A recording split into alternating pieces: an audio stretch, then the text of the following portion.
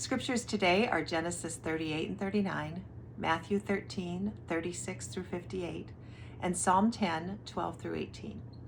I struggle sometimes with trying to figure out the truth among the stories that people tell me about other people or about things that have happened.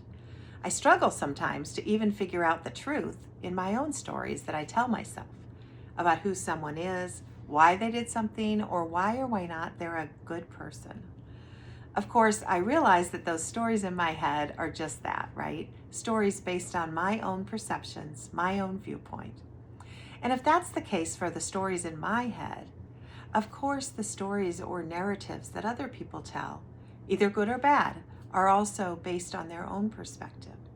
Well, how in the world am I supposed to know what's real and what's true?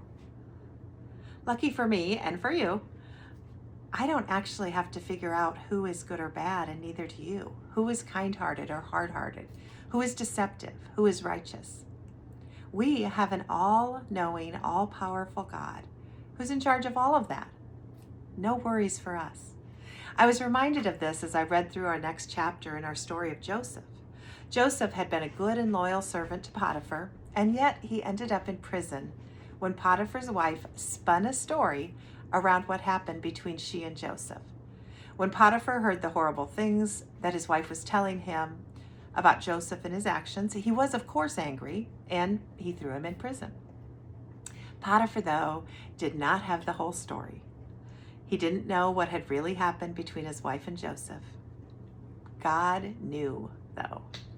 And even though Joseph was confined in a human prison, God took care of Joseph. The Lord was with Joseph and gave him success in all he did, we read.